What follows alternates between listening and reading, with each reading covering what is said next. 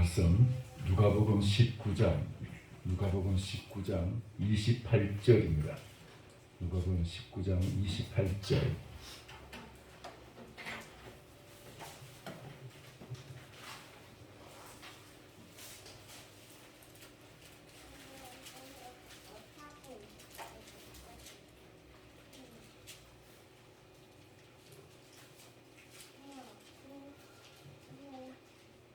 누가복음 19장 28절.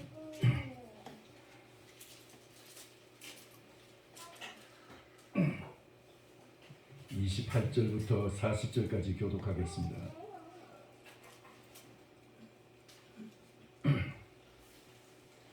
예수께서 이 말씀을 하시고 예루살렘을 향하여 앞서서 가시더라. 감람원이라 하는 이름은 산동 벳바게와 베다니아에 가까이 가셨을 때에 제자들 둘을 보내시며 이르시되 너희는 맞은편 마을로 가라. 그리로 들어가면 아직 아무도 타보지 않은 나귀 새끼가 매여 있는 것을 보리니 풀어 끌고 오라. 누가 너희에게 어찌하여 부르냐 하거든 말하기를 주가 쓰시겠다 하라 하시네. 보내심을 받은 자들이 가서 그 말씀하신 대로 만난지라. 나귀 새끼를 풀 때에 그 인자들이 이르되 어찌하여 나귀 새끼를 부르냐. 대답하되 주께서 쓰시겠다 하고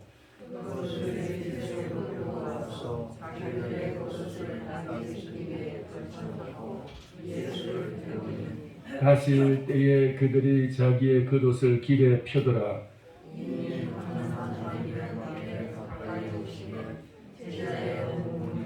자기들이 본바 모든 능한 일로 인하여 기뻐하며 그 소리로 하나님을 찬양하며 이르되 찬송하리로다. 주의 이름으로 오시는 왕이여 하늘에는 평화요 가장 높은 곳에는 영광이로다 하니. 우리 중 어떤 바리새인들이 말하되 선생이여 당신의 제자들을 책망하소서. 같이 읽습니다.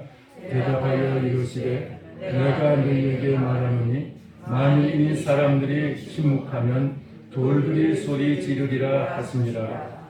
아멘.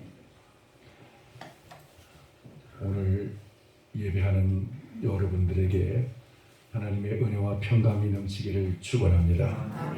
예수 그리스도는 지금도 이 자리에 임재하여 주셔서 우리의 그 구주로서 교회의 머리로서 이 자리에 임하고 계시는 줄 믿습니다. 우리가 진정으로 그리스도가 나의 머리가 되시고 나의 왕이 되신다고 믿으신다면 아멘 하시기 바랍니다. 예수 그리스도가 지금도 우리의 왕이신 줄 우리는 믿습니다. 자, 그런데 2000년 전 예수님께서 이제 바로 오늘입니다. 종려 주일, 주님이 이제 예루살렘 성에 들어가시기 위해서 하나의 꼭 그 풍자적인 좀 우스꽝스러운 사람들이 볼 때에 정말 참 이상한 그런 하나의 퍼포먼스를 행하십니다. 오늘 우리가 읽은 이 말씀처럼 어린 나귀 새끼를 한 1년도 안 된 나귀 새끼를 타시고 예수님이 예루살렘 성에 들어가시게 됩니다. 나귀는 두 종류가 있어요. 나귀가 이제 그 말보다 조금 적은 한 1m 60 정도 되는 우리 키만 한 좀 큰 이제 나귀가 있고, 그리고 훨씬 적은 노새만한 나귀가 있어요. 그러니까 노새만한 나귀, 그래서 이제 훨씬 더 적은 한 1m 정도밖에 안 돼. 그리고 훨씬 적은 나귀인데, 예수님이 타신 나귀는 우리가 잘 알지는 못하지만은 짐작한데 그 1m밖에 안 되는 적은 나귀였을 거로 그렇게 짐작을 하고 있습니다. 그리고 그 1년도 안 된 사람이 타보지 않은 나귀 새끼라고 있어요. 나귀 새끼. 이것은 마태복음에 나와 있는데 이 나귀 새끼는 한 번도 타본 적이 없는 나귀 새끼. 근데 예수님께서 그 나귀 새끼를 타고 예루살렘 성으로 뚜벅뚜벅 걸어가시게 되는 거예요. 여러분, 이것이 도대체 인간적으로 생각하면 얼마나 우스꽝스러운 일일까요? 생각해 보십시오. 근데 예수님은 사실 어린 시절에 애굽에 피난 갈 때 예수님이 이제 나귀를 타신 적이 있고, 자기들 당신은 이제 모르죠. 이제 어린 이제 부모님이 이제 그 애굽에 도망갈 때 이제 피난 갈 때 탔으니까. 그리고 어머니의 그 뱃속에 있을 때, 마리아의 뱃속에 있을 때 예루살렘에 오실 때 이제 나귀를 타신 적이 있는데, 그 외에는 예수님은 항상 걸어 다니셨어요. 12살 때 예루살렘에 오실 때도 걸어 다니셨고, 매 해마다 예루살렘에 오실 때 늘 걸어 다니셨어요. 그러니까 주님이 3년 동안 공생의 삶을 사시면서도 계속해서 걸어 다니셨어요. 갈릴리에서 유대 땅 예루살렘으로 오실 때도, 유대에서 사마리아로 갈릴리로 가실 때도 계속해서 걸어 다니셨어요. 그런데 마지막 이 주님이 이제 십자가에 죽으시기 위해서 예루살렘 성에 올라가시면서, 예루살렘 성에 들어가시면서 주님이 나귀를 타시더니, 어린 나귀를. 도대체 이건 뭘 의미할까요? 근데 우리는 도대체 왜 그런 엉뚱한 그런 행사를 하셨을까? 이걸 퍼포먼스라고 그래요. 왜 이런 일을 행하셨을까? 우리는 잘 짐작 못할 수 있지만 이스라엘 유대 백성들은 딱 이것을 보면서 아 하면서 딱 깨닫는 것이 있어요. 그게 뭐냐면은 바로 그들은 성경을 알기 때문에 6살이 되면 남자들은 무조건 성경을 배우기 시작합니다. 구약 성경. 그래서 12살까지 성경을 공부하고 12살이 되면 성경을 마스터하면서 그들은 이제 어른으로서 대접을 받기 시작합니다. 그러니까 성경을 보면서 그들은 대부분의 사람들은 이미 이게 무엇을 의미한다 딱 알게 되는 거예요. 메시아가 오실 때, 메시아가 예루살렘의 성에 들어오실 때 말 타고 오시는 것이 아니고 어린 나귀를 타고 들어오실 것이다. 이걸 그들은 알고 있는 거예요. 그게 어디 있습니까? 스가랴서 9장 9절에 나왔어요. 한번 찾아보세요. 스가랴서 9장 9절.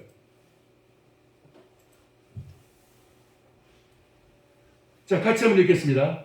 시온에 따라 크게 기뻐할지어다. 예루살렘에 따라 즐거이 부를지어다. 보라, 내 왕이 내게 임하시나니 그는 공의로우시며 구원을 베푸시며 겸손하여서 나귀를 타시나니 나귀의 작은 것 곧 나귀 새끼니라. 나귀 새끼니라. 그러니까 나귀의 작은 것이라 그랬어요. 큰 나귀가 아니고 작은 나귀의 새끼. 그러니까 얼마나 적고 얼마나 보기에 참 이상하겠어요. 예수님은 그 작은 나귀의 새끼를 타시고 1년도 안 된, 그리고 이제 예수님이 예루살렘 성에 들어오십니다. 이걸 볼 때 여러분 인간적으로 보면 너무나 참 초라하고 너무나 우스꽝스럽고 너무나 볼품없어요. 그런데 이 유대 백성들은 이걸 보면서 깨닫게 되는 거예요. 예언이 이루어졌구나. 스가랴는 예수님보다 400년 전의 사람이에요. 근데 이 400년 전에 스가랴가 예언한 그 말씀이 이제 이루어졌구나. 바로 저 말씀 저대로 예수님께서 왕으로서 이제 나귀 새끼를 타고 예루살렘 성에 들어오시는구나. 그게 깨달아지게 되는 거예요. 여러분, 이 말은 여러분 예수님이 3년 동안 전혀 평생 동안 나귀를 안 타시다가 딱 3년 이제 이 엉뚱한 이 나귀 새끼를 타신 것이 바로 이 말씀을 이루기 위해서 바로 이렇게 나귀 새끼를 타고 들어오시는 거예요. 할렐루야. 여러분, 예수님의 이 사인이 이 모습이 이 백성들에게는 그것이 이것이 바로 메시아의 표시구나. 그걸 알게 되는 거예요. 알게 되는 거예요. 그러니까 단순히 그냥 그 나귀를 탔다는 것이 그냥 겸손하기 때문에 오신 것이 아니다 이 말이에요. 예수님이 당신이 메시아인 것을 표시하는 그 이제 사건인 거예요. 이게 메시아인 것을. 그리고 왕으로서 임하시는 것을 보여주고 계시는 거예요. 할렐루야. 예수님이 그 종려주일 날이 되면은 왕으로서 나귀 새끼를 타고 예루살렘 성에 들어오시는데, 이 사건은 단순히 그냥 탈 게 없어서 나귀를 탄 것도 아니고, 그냥 사람들에게 뭔가 그냥 보여주기 위해서가 아니라 당신이 메시아로서 저 스가랴서의 저 예언이 이루어졌다는 것을 보여주기 위해서, 당신이 바로 오리라고 예언된 바로 그 메시아라는 것을 보여주시기 위해서 주님이 나귀 새끼를 타고 계십니다. 그리고 작은 나귀 새끼를. 여러분, 예수님이 말 탈 수가 없어서 거기 나귀를 타셨습니까? 예수님은 얼마든지 말을 타실 수 있는 그런 자격과 능력도 가지신 분이세요. 예수님이 돈이 없어서 말을 못 사셔서 그렇습니까? 아니, 예수님은 말씀 한마디면 뭐든지 다 할 수가 있어요. 예수님이 이제 성전에 들어가기 위해서 성전세가 필요했는데 성전세는 1인당 반세계 1세기예요.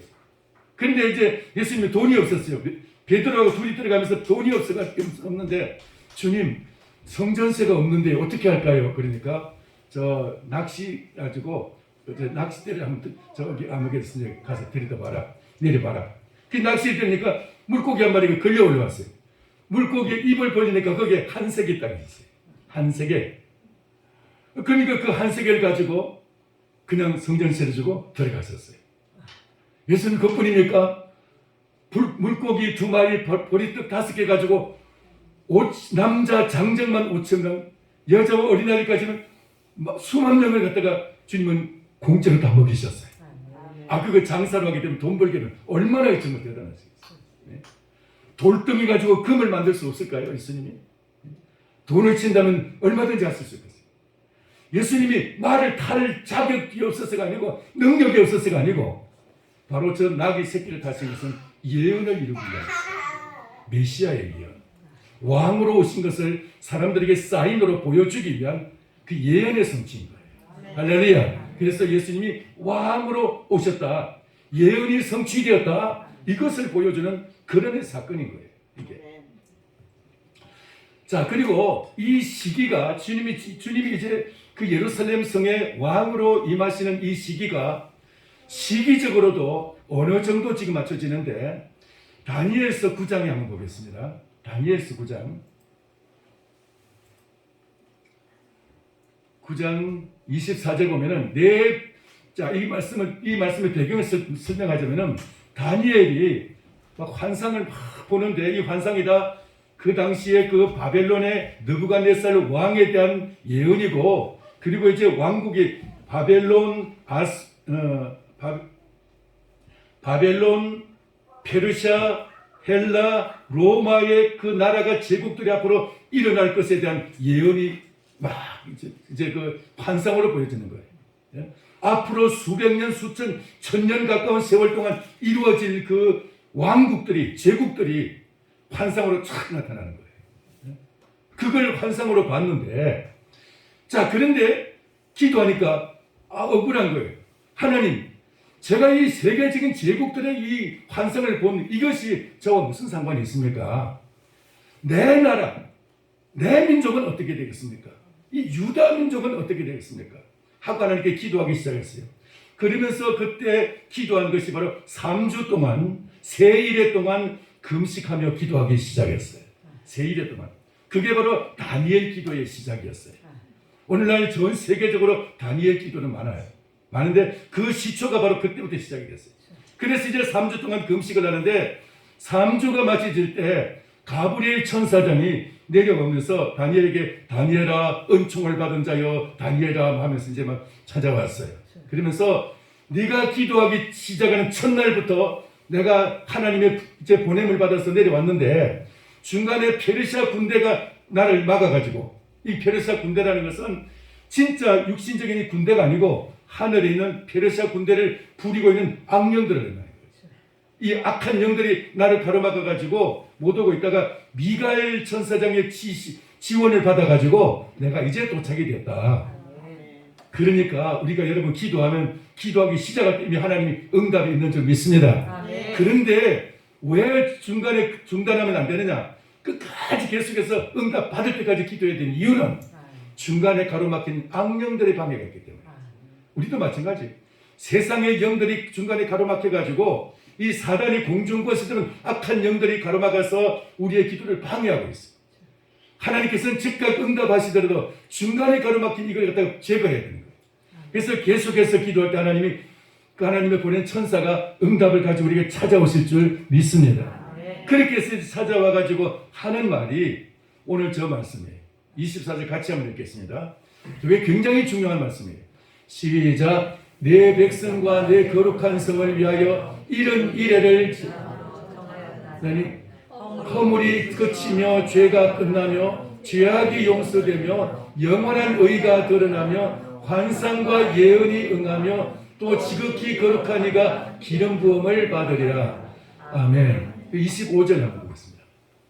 25절 시작. 그러므로 너는 깨달아 알지니라. 예루살렘을 중건하라는 영이 날 때부터 기름 부음을 받은 자 곧 왕이 일어나기까지 7일에와 62일에가 지날 것이요 그 곤란한 동안에 성이 중건되어 광장과 거리가 세워질 것이며. 아멘. 여기까지 보겠습니다. 자, 24절을 이제 4절에서는 24절에서는 하나님께서 이제 이런 이래를 갖다가 정하시다는 말씀을 하고 있으면서 죄송합니다. 도저히 이게 그 말씀을 못 전하겠네요. 제가 좀 원래가 좀 숨이 좀 찬데다가 앞으로 여기다 아크릴 해가지고 이제 그냥 안 하고 이제 마스크 안 하고 좀 말씀 전했으면 좋겠습니다. 이런 이래가 어떤 것이냐면은 다니엘이 성경을 읽다가 보니까 예레미야서를 읽는데 70년이 지나면은 예루살렘의 포로로 끌려간 이 유다 백성들이 다시 회복이 되어서 다시 돌아오게 될 것이다 하는 그런 예언을 읽게 됐어요. 그래서 그 말씀을 읽고 있는데 그 70년의 그 회복도 중요하지만 물론 이제 다니엘이 그 70년 만에 회복되는 것을 보게 되는데 그것보다도 70년 그 1년이 한 이래가 돼가지고 71회면 어떻게 돼요? 한 일에는 7일을 의미합니다. 7일 혹은 7년. 그래서 70이라면은 70 곱하기 7 해서 77에 49, 490년을 의미해요. 490년. 그렇게 해서 이제 490년이 지나면은, 그런 말이고, 다시 25절. 그런 의미고, 490년을 갖다가 하나님이 기한을 정하셨는데, 그러므로 너는 깨달아 알지니라. 예루살렘을 중건하라는 영이 날 때부터, 예루살렘을 중건하라는 영이 언제 생기느냐? 바벨론이 이제 좀 노년이 돼가지고, 죄송합니다. 다니엘이 노년이 돼서 바벨론이 망하고 그 바벨론을 멸망시킨 왕이 이제 페르시아의 고레스 왕이 유다 백성들을 예루살렘으로 돌아가서 너희 성전을 하나님의 전을 건축하라는 그런 이제 어명을 내립니다. 그런 하나님의 이제 묘명을 내리는데 바로 그 영이 일어날 때부터 하나님의 그러니까 이 왕의 예루살렘을 중건하라는 하나님 왕의 명령이 날 때부터 그때부터 기름 부음 받은 자가 곧 왕이 일어나기까지 7일에와 62일에가 지날 것이요. 그러니까 70일에서 한 일에 뺀 69일에가 지날 것이요. 그 말이에요. 그러니까 69일에가 예루살렘 성으로 돌아가서 성을 건축하라는 왕의 명령이 나고부터 490년이 지나면 되죠. Thank you.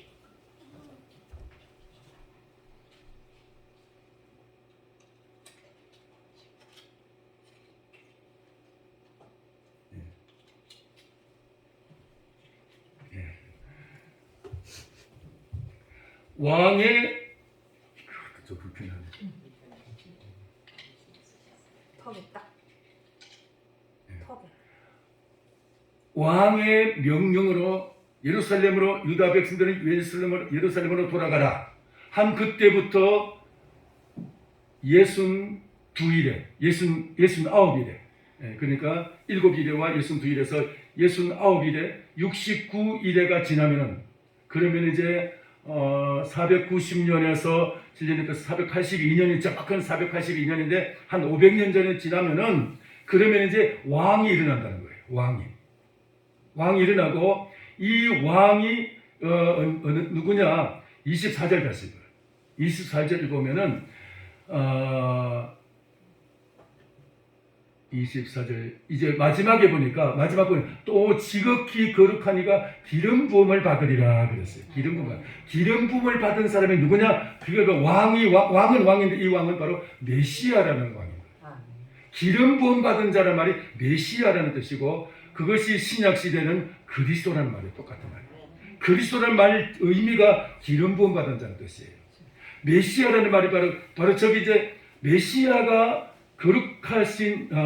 지극히 거룩하니가 기름 부음을 받으려 이 말이 메시아가 일어나리라 이 말이에요. 그분이 언제 일어나요? 69일회가 지나고 나면 왕이 일어나고 그 왕은 메시아라는 거예요. 메시아. 바로 그때로부터 약 500년 가까이 지나가지고 예수님이 이제 오시게 된 거예요. 아멘. 그 예수님이 오신 이 시기는 바로 저 다니엘의 시대로부터 한 500년의 세월이 지난 이후이니까 지금 이제 메시아가 오실 때가 딱 된 거예요. 이스라엘 백성들은 그걸 계산하고 이제 오실 때가 메시아가 올 때가 됐다는 것을 알고 있었던 거예요. 메시아가 그리스도가 오실 때가 됐다는 것을.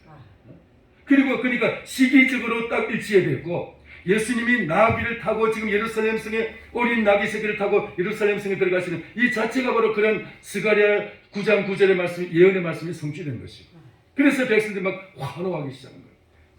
드디어 메시아가 왔다. 드디어 그리스도가 왔다. 그렇게 해서 그들이 이제 오늘 다시 이제 누가복음 9장 19장 이제 오늘 우리 본문의 말씀 보면은 어떻게 됩니까? 37절 38절에 봅니다.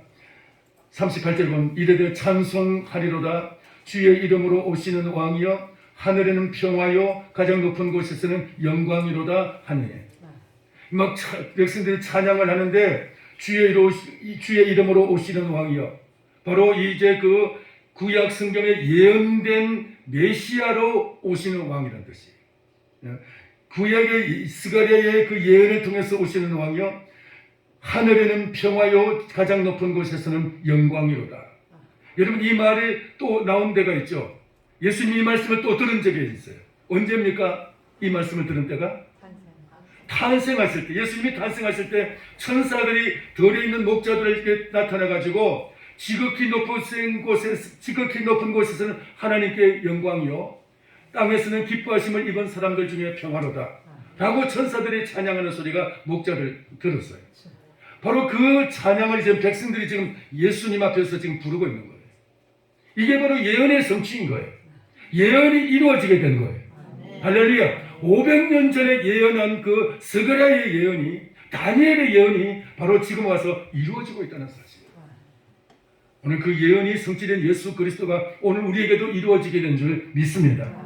여러분이 믿는 예수 그리스도가 바로 이렇게 500년 전에 예언된 그 예언을 이루시기 위해서 종려주일날 왕으로서 말을 타시지 않고 백마 타고 오시지 않고 어린 나귀 새끼를 타고 지금 예루살렘을 향해서 뚜벅뚜벅 들어가시는 거예요. 예언의 성취 얼마나 중요한 것인지 여러분 기억해야 됩니다. 자, 그리고 이 나귀의 입장에서 한번 생각해 볼 필요가 있습니다. 어린 나귀. 여러분 나귀나 소나 말이나 이제 처음에 그 사람을 씻든지 짐을 씻든지 혹은 뭐 수레를 끌든지 할 때는 굉장히 거부감이 심해요. 말 혹시 여러분 훈련받는 거 보신 적 있습니까? 처음에는 막 날뛰면서 사람을 막 떨어뜨리고 막 펄쩍펄쩍 뛰죠. 그러다가 그걸 이제 꺾이고 나면 이제 말이죠 사람에게 순종을 하기 시작합니다.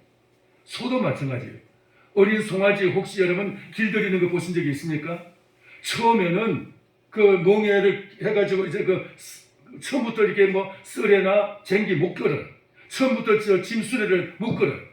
처음에는 멍에만 딱 얹어도 그냥 막 펄쩍거리면서 다 떨어뜨리고 그래요. 그러다가 참 우리 시대는 그 참 석기 시대 같이 그렇게 옛날 농사 방법을 다 보고 이제 여기 자라신 분들이 많아요. 그죠? 어린 시절에 다 그걸 보고 여러분 자라셨습니다. 그러니까 그런 그 어린 그 소나 나귀도 마찬가지. 처음에 길들일 때는 굉장히 어려워. 그런데 조심조심 그렇게 이제 그 나귀에다가 뭘 짐을 조그마한 걸 이제 아주 가벼운 거 갖다가 얹기 시작하고 점점 무거운 것을 얹고 사람이 탈 정도 같으면 굉장히 길들여진 거예요. 근데 예수님은 한 번도 타보지 않은 길들여지지 않은 나귀인데 예수님이 타시는데 조용히 순종을 합니다. 나귀도 예수님 자기가 태운 그분이 누구신지를 아는 거예요. 짐승들은 아는데 사람은 그걸 모릅니다. 사람. 그래서 예수님을 이렇게 주의 이름으로 오시는 왕이여 하늘은 평화여 가장 높은 것은 영광이로다 라고 예수님을 찬양하며 영접하고 환영하는 이 무리들이 며칠 후에 지금 이 주일 종려주일 아닙니까? 바로 이제 목요일 금요일 되면은 그들이 바로 반역을 일으켜가지고 십자가에 못 박으라, 저를 죽여라, 예수를 죽여라고 막 그렇게 소리를 치고 고함치고 함성을 지르게 됩니다. 바로 그 무리들. 똑같은 무리들인데 예수님이 그 나귀를 타고 오시는 이 모습을 보고는 예언이 성취된 것을 알고 그들이 이렇게 이제 막 예수님을 환영을 했는데, 그런데 그들이 예수님이 이제 그 성전에 들어오셔가지고 하시는 일을 보니까 막 이 45절 보면은 성전에 들어가서 장사하는 그 장사꾼들을 내쫓아 버리시고 상을 뒤집어 버리시고 45절부터 나옵니다. 그러시는 이제 막 주님이 성전에 갔다 막 어지럽히고 하니까 이들이 마음이 바뀐 거예요. 아, 이 성전을 어지럽히는 거 보니까 메시아가 아닌가 보다. 그리고 이제 그 뒤에서 조종하는 그 바리새인들과 서기관들, 제사장들, 그들의 이제 그 유혹에 그들이 넘어가서 그냥 예수님을 싹 돌아서게 되거든요. 주님을 환영하는 그 무리들이 이제 십자가를 못 박으라고 그렇게 반역하는 무리들이 바꿔지게 된 거예요. 사람들이 있어요. 하나님의 음성을 들었으면 호산나 찬송하리로다 이걸로서 계속해서 나가야 되는데 사람의 말에 그냥 끌려가지고 사람의 말에 그냥 솔깃해가지고 이들이 아, 예수는 메시아가 아니구나 하고 돌아서 버리고만. 그런데 나귀는 그 길들여지지 않는 나귀지만은 예수님이 그 탔을 때 어린 나귀가 얼마나 힘들었어요. 그럼에도 불구하고 뚜벅뚜벅 길을 걸어가는 것은 나귀는 자기를 태운 그 주님이 왕이신 것을, 창조주이신 것을, 그리고 그분이 바로 이 땅에 오시는 구원자이신 것을 나귀는 아는 거예요. 본능으로 아는 거예요. 여러분, 나귀가 때는 사람보다 더 아주 영리할 때가 있어요. 아주 더 영적일 때가 있어요. 언제 그랬습니까? 언제? 발람 선지자. 발람 선지자가 이제 그 발락 왕의 부름을 받아서 가는데 이 발람 선지자는 돈에 눈이 어두워서 그냥 눈앞에는 명예에 눈이 어두워가지고 아무것도 안 보이는데 나귀는 앞에 천사가 보이는 거예요. 그래가지고 앞으로 가자고 멈춰서 안 가려고 막 발버둥 막 때려도 그냥 안 가고 그냥. 그래서 이제 막 때리니까 그 울타리에다 막 비비면서 목을 비비면서 안 가요. 그래도 때리니까 그냥 주저앉아 버린 거예요. 그때서야 발람 선지자의 눈이 열리면서 앞에 천사가 있는 것이 보였어요. 발람 선지자보다도 나귀가 더 영리했고 더 영적이었던 것이에요. 이 바로 예수님을 태운 이 나귀가 그랬던 거예요. 길들여지지 않는 나귀지만 예수님을 모셨을 때, 예수님을 태웠을 때 그는 조용히 순종하면서 그 길을 걸어갔어요. 우리도 그런 이 어린 나귀와 같이 주님을 모시고 주님을 거역하지 않고 주님을 십자가에 못 바르고 이 반역하는 그 무리들과 같이 그렇게 거역하지 말고 이 나귀와 같이 조용히 주님의 길을 가는 저 여러분 되기를 축원합니다. 여러분, 우리는 얼마나 주님께 순종하고 주님의 길을 가느냐에 따라서 하늘의 영광이 있을 것입니다. 주님을 거역하는 만큼 하늘의 형벌이 있게 될 것입니다. 바로 이 그 주님을 거역하고 나중에 주님 배신하고 나중에 이제 주님을 십자가에 못 박는 바로 그들 때문에 예루살렘 성은 결국 얼마나 있어서 멸망하고 성은 완전히 잿더미가 되고 2000년 동안 이 성은 황무지가 되고 맙니다. 여러분, 우리는 알아야 됩니다. 예수 그리스도가 우리의 왕으로 오셨다는 사실, 그리스도를 왕으로 진심으로 모시는 예수 그리스도가 여러분 우리의 하늘과 땅의 왕이 되신 걸 믿으시기 바랍니다. 만 왕의 왕이시, 모든 이 세상 왕들이 다 왕이 되시고 모든 주인들의 주인이 되어주시고, 그분은 주라는 말이 아무나 함부로 쓰는 말이죠. 주는 바로 모든 것의 주인이라는 것은 고대 시대의 주라는 말을 쓸 수 있는 사람은 그 자기의 종들의 생사 여탈권, 살리고 죽일 수 있는 권세를 가진 사람들이었어요. 왕은 자기의 백성들을 살리고 죽이는 그 법적인 권한을 가진 사람.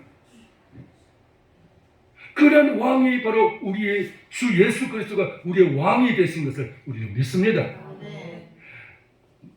신명기 30장에서 생명과 삶과 죽음과 복과 화를 내가 내 앞에 두노니 내가 살기 위해서 내가 하나님을 택할 것이요 라고 말씀하고 있습니다.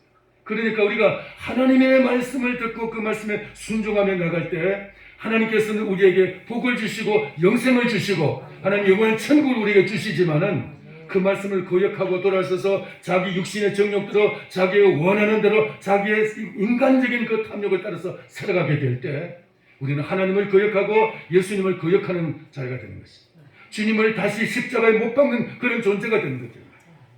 오늘 우리는 주님 앞에 순종하는 나귀와 같이 최소한 나귀처럼 그렇게 주님 앞에 순종하시기를 축원합니다. 그렇게 순종하며 주님을 왕으로 모신 자에게 어떤 권세가 있는지 여러분 아십니까? 어떤 권세가? 예수 그리스도가 우리의 진정한 왕이시라면 우리에게 어떤 권세가 나타나기 시작해요. 그게 뭐냐? 여러분 주고 안내 그 순서 있는 부분에 오른쪽 하단에 보면은 마패 같은 이름 예수라는 여러분 이제 그 아티클 글이 하나 있습니다. 여기 보면은 이 마패 같은 이름 예수라는 이름에는 권세가 있어서 예수의 이름을 소유한 자에게는 하나님이 권세를 주셔요. 할렐루야. 이 권세를 주시는데 이 권세를 사용하는 사람에게 하나님께서 예수 그리스도가 왕이심을 믿는 자에게는 하나님이 그에게 왕 같은 권세를 주시게 되어 있어요. 할렐루야. 예수님을 내가 그냥 외인으로 취급하면 예수님도 우리를 갖다 외인으로 취급하시죠. 내가 예수님을 그냥 도둑처럼 취급하면 주님도 나를 도둑으로 취급하시죠. 내가 주님을 왕으로 모실 때 주님은 나를 왕 같은 권세를 우리에게 주시고 왕 같은 제사장의 역할을 우리에게 하게 하실 줄 믿습니다. 오늘 이 말씀 보면 마패를 옛날에 그 왕들이 자기의 가장 충성스러운 신하에게 마패를 줘요. 장원급제한 사람에게 마패를 줘요. 그리고 이제 지방으로 보냅니다. 그러면 이 지방에 간 이제 그 사람은 마패를 가진 사람은 암행의사라 그러죠. 암행의사는 행세가 초라하고 아무리 겉을 봐서는 볼품없고 잘생기지 않아도 이 사람이 가지고 있는 그 마패가 이 사람의 권세입니다.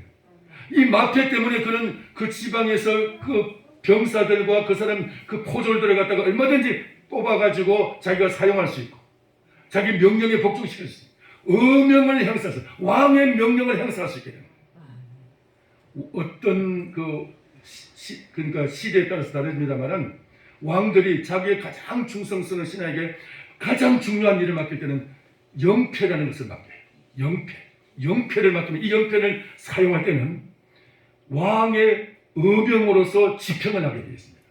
그러면 어떤 법도 나라의 법도 이 영패를 이길 수가 없어요. 영패는 나라의 법을 초월해서 의병을 행하는 거예요. 그게 의명이에요. 자, 그런데 예수 그리스도가 나의 왕이 되실 때 그리스도를 왕으로 모신 자에게는 바로 이 영패를 주셔서 왕의 의명을 행하게 하시는 줄을 믿습니다. 그렇게 정말 획기적인 그런 역사를 그런 모습을 보여준 사람이 베드로예요. 베드로가 사도행전 3장에서 이제 제9시의 기도 시간이 돼서 성전에 올라가다가 나면서부터 그려보지 못한 장애인을 만나게 됐습니다. 그 장애인이 저한테 자비를 베푸세요 하고 이제 손도 내밀고 해서 이제 자비를 베풀어 달라고 했는데 내가 너한테 줄 돈은 없지만은 내게 있는 것으로 내게 주는데 나사렛 예수 그리스도 이름으로 일어나 걸어라. 예수 그리스도의 이름으로 붙잡고 일어나 걸으라고 그리스도 이름으로 걸으라고 하니까 이 사람이 벌떡 일어나게 됐어요. 예수 그리스도 이름에 이런 권세가 있는 줄 믿습니다. 예수님이 왕이심을 인정하고 내 머리끝부터 발끝까지 내 세포와 내 피까지도 예수님이 왕이라고 인정하고 믿고 그렇게 순종하는 자에게는 주님이 그런 권세를 주셔서 예수의 이름을 사용할 권세를 주셔서 주님의 이름의 권세가 저와 여러분 쪽에서 나타나게 되는 줄 믿습니다. 주님은 풍랑이는 바다를 잔잔케 하시고 바다의 물 위를 걸어가시면서 물 속에 가실 때 물 위를 걸어가시면서 베드로도 역시 물 위를 걸어오라고 주님 말씀하십니다. 오늘 우리들도 역시 마찬가지로 예수 그리스도를 모시고 정말 그리스도가 나의 왕이심을 믿으면 그리스도 왕 되신 그리스도가 나에게 역사하실 때 주님이 오늘도 우리에게 그런 물 위를 걸어도 반석같이 걷게 될 줄 믿습니다. 그것이 바로 오늘 여기 예수님을 왕으로 모신 자의 권세. 예수 그리스도는 지금도 우리에게 왕으로 찾아오셨어. 개인에게 왕으로 오셔서 바로 우리들의 왕이 되기를 원하십니다.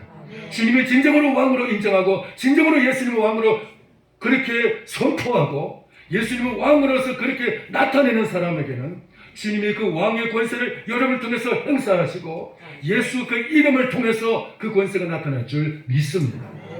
예수 이름은 마표와 같은 거예요. 마표와 같은 겁니다. 여러분 마표를 찬 아멘 의사가 영적인 신령한 아멘 의사가 되시기를 축원합니다. 예수의 이름이 사용되기를 축원합니다. 예수 그리스도가 정말 왕이심을 온전히 믿는 사람은 그 예수 이름의 권세가 지금도 나타난다. 지금도. 그 이름은 지금도 권세 있는 왕의 이름인 줄 믿습니다. 대통령만 모셔도요, 청와대 비서만 돼도요, 얼마나 권세를 부리는지. 그래가지고 어떤 사람은 그 권세를 가지고 투기도 하고 또 그냥 개별적인 권세를 부리기도 하고 하는 것 같은데 잘 모릅니다만은 하여튼 대통령 모시는 비서만 돼도 대단한 권세를 행사할 수 있어요. 그 5년 동안에는. 모시는 기간 동안에. 그런데 우리는 예수 그리스도가 나의 왕이시고 그리스도를 모신 우리에게는 그 대통령의 비서의 권세와 비교할 수 없는 권세를 부릴 줄 믿습니다. 할렐루야. 주님의 이 권세가 여러분 통해서 나타나기를 축원합니다. 그럼 어떻게 하면 우리가 이 권세가 나타났냐? 그게 중요하죠. 이 말씀이 우리에게 믿어져야 되고 말씀이 우리 안에서 충만해야 돼요. 말씀이 그냥 우리 안에 그냥 음식은 그냥 부지런히 먹고 몸은 그냥 운동을 많이 해가지고 몸은 이제 건강하고 튼튼한데 내 속에 말씀이 없어. 은혜가 없어. 그러면 말씀의 권세가 안 나타나요. 참 말씀을 많이 부지런히 듣고 읽고 이 말씀을 지키는 자가 복이 있다고 요한계시록 1장 3절에 말씀한 것처럼 읽고 듣고 지키고 말씀대로 지키고 순종하는 자에게 이 권세가 나타나게 될 것입니다. 할렐루야. 그리고 이 말씀을 정말 주님께서 이렇게 주님 앞에 기도하는 자에게 이 권세가 확신으로 쏘게 돼요. 기도하는 자에게 찬양하고 기도하는 자에게 하나님은 우리의 머릿속에 우리 생각 이 인간적인 생각뿐만 아니라 모든 의식과 무의식 속에까지 무의식 세계까지 예수가 나의 왕이라는 이 확신이 우리를 지배하게 될 줄 믿습니다. 에녹은 바로 이런 믿음이 지배되어 있기 때문에 그는 매일매일 예수님을 모셨고 마치 그 왕을 모시는 그 수행 비서와 같이 그렇게 예수님을 모시고 다녔고 그리고 그는 드디어 이 땅에서 그는 죽음을 보지 않고 주님이 당신의 나라로 에녹을 데리고 가셨습니다. 오늘 우리도 정말 주님을 모시고 주님 왕으로 모시고 주님의 비서의 삶을 살아가는 그런 우리가 될 때 주님의 이 권세가 나타날 줄 믿습니다. 할렐루야. 종려주일은 바로 왕으로 오신 예수님을 모시고 환영하고 그분을 이제 영접하는 주간입니다. 예수님은 이 땅에 오신 것이 우리의 진정한 참왕, 영생의 왕, 우리의 구원의 왕이 되시기 위해서 주님은 이렇게 참 초라한 모습으로 겸손한 모습으로 예루살렘 성에 나귀 새끼를 타고 들어오셨습니다. 이것은 단순히 탈 것이 없어서 그런 것도 아니고 주님이 하나의 예언을 성취하기 위해서 주님이 이렇게 나귀를 타신 것입니다. 오늘 그 예수 그리스도가 우리의 심령 속에 그 예언이 이루어지는 역사가 있기를 소원합니다. 주님은 우리 안에서 왕 되시고자 우리를 그렇게 권세 있게 사용하시기 위해서 나귀를 사용하신 주님이 우리를 쓰시고 우리를 사용하시기 위해서 주님 오늘 찾아오셨습니다. 오늘 이 종려주일이 바로 우리에게 그런 주일이 되기를 바라고 주가 쓰시겠다 하라 그랬습니다. 그래서 이제 나귀를 끌고 오려고 하니까 주인이 이건 우리 나귀인데 왜 가지고 가느냐고 이제 막 항의를 합니다. 그러니까 주께서 쓰시려고 합니다. 주님이 쓰시려고 합니다. 그러니까 그냥 말없이 그냥 보내줬어요. 오늘날도 렌트카가 있는데 예수님이 미리부터 렌트를 하시는지는 모르겠습니다만 어쨌든 주님이 쓰시려고 하니까 그냥 딱 두말 없이 그냥 보내줬습니다. 주인도 헌신을 한 것 같습니다. 오늘 우리들도 예수님처럼 이 나귀와 같이 그렇게 주님을 모시고 주님을 얻고 주의 영광이 나타나는 삶이 되기를, 그렇게 주의 권세가 나타나는 삶이 되기를 주님의 이름으로 축원합니다. 기도하겠습니다. 살아계신 하나님 아버지, 은혜를 감사합니다. 오늘 우리 주님께서 왕으로서 예루살렘 성에 입성하시는 이 영광스러운 날, 주님 예언을 이루기 위해서 어린 나귀 새끼를 타시고 주님이 예루살렘 성에 오셨는데, 오늘 우리의 심령 속에 이 예언을 이루기 위해서 우리가 왕으로 예수님을 영접하고 주님을 모시고 우리 남은 생애 끝까지 예수님을 왕으로서 모신 삶을 살아갈 수 있게 되기를 원합니다. 하나님, 우리의 삶에서 주님이 왕으로서의 권세를 나타내 주시옵시고 이제는 예수님의 이름으로, 왕의 이름으로 우리가 모든 삶을 권세 있게 능력 있게 살아갈 수 있도록 주여 저희를 써주시옵소서. 나귀를 쓰시듯이 주님 우리를 사용하여 주셔서 주의 영광을 나타내는 복된 우리의 모든 심령들 되게 하여 주옵소서. 예수님의 이름으로 기도하옵나이다. 아멘. 찬송가